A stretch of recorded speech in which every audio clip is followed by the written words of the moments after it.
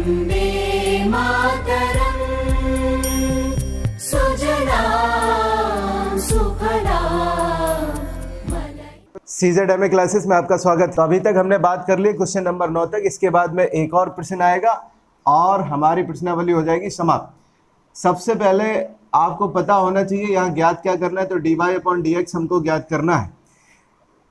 क्या करेंगे, पहला x वाला पद लेंगे, इसके बाद में y वाले को हल करेंगे। तो सबसे पहले x वाले पद को हम ले रहे हैं और x वाले पद में क्या किसके सापेक्ष अवकलन होगा, तो यहाँ एंगल देखिए, एंगल है यहाँ थीटा, इसलिए थीटा के सापेक्ष अवकलन करने पर, थीटा के सापेक्ष अवकलन करने पर जैसे ही थीटा के सापेक्ष अवकलन करेंगे तो dx अपॉन ये हो जाएगा d थीटा।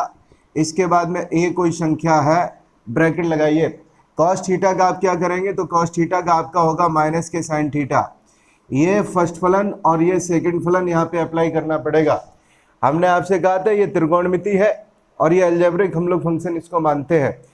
आइलेट से 5 प्रकार की बातें आती हैं सामने, इसीलिए वहीं से हम लोग डिटरमाइन कर पाते हैं या फर्स्ट फलन लगेगा अथवा नहीं लगेगा। पहला फलन जैसे का तैसा, दूसरे का अवकलन sin थीटा का अवकलन क्या होगा, cos थीटा। इसके बाद में आपको पता है प्लस का निशान।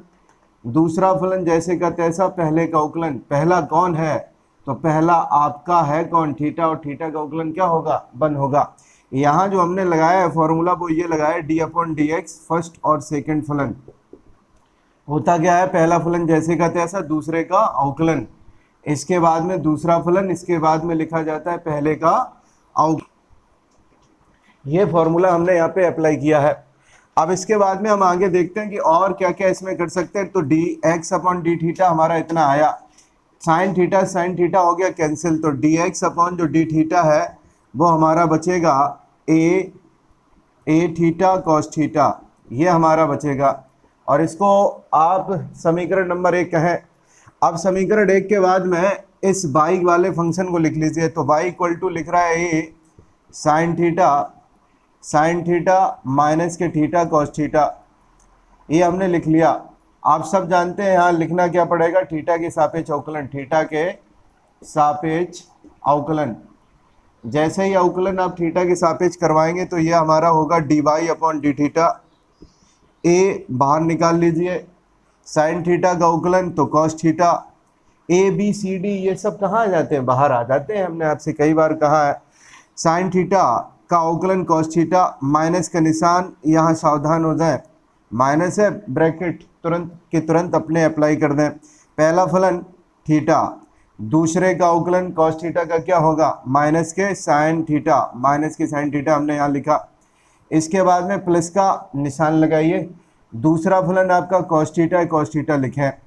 थीटा पहला फलन है यहाँ पे, तो थीटा का अवकलन क्या होगा, 1 होगा थीटा के सापेक्ष में। ये फर्स्ट और सेकंड हमने फिर से यहाँ अप्लाई किया है।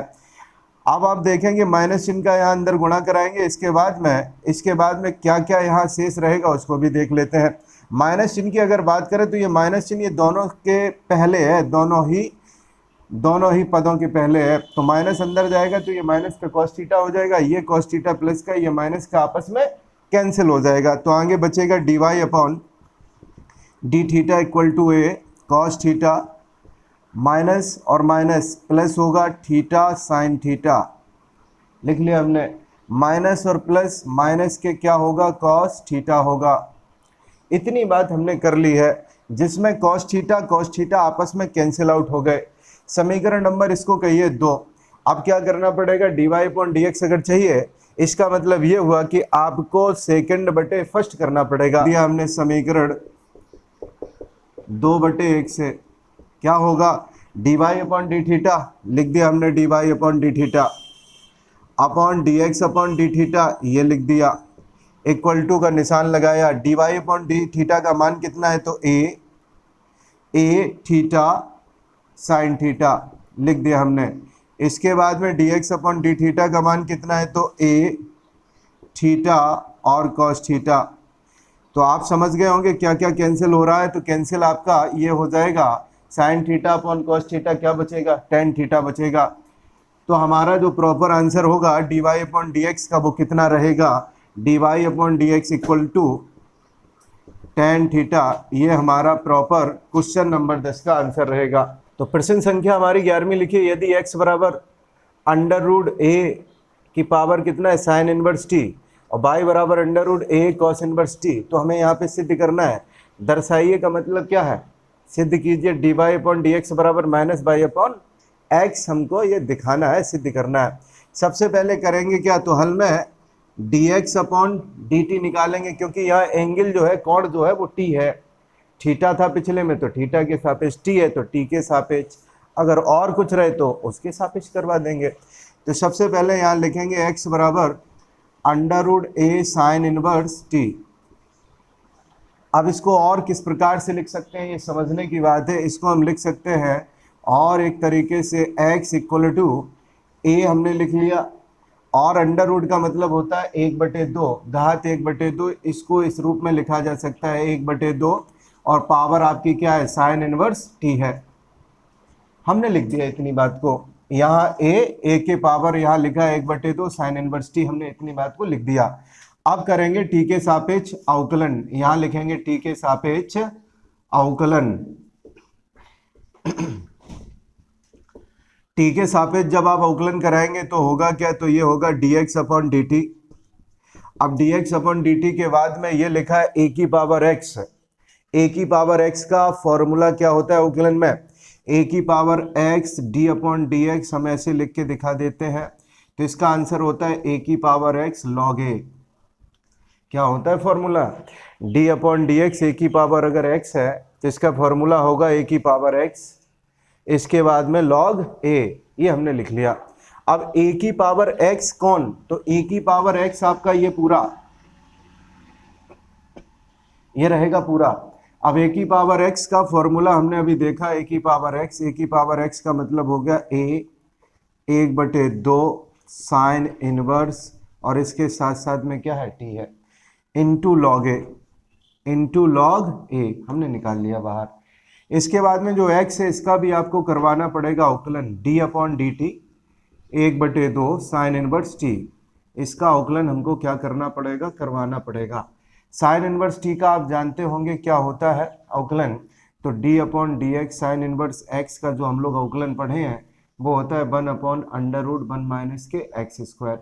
अब x के स्थान पे t है तो आपको t रखना पड़ेगा, तो यहाँ होगा dx upon D T a की power 1 upon 2 sign inverse t, इसके साथ साथ में आपका यहाँ है log a।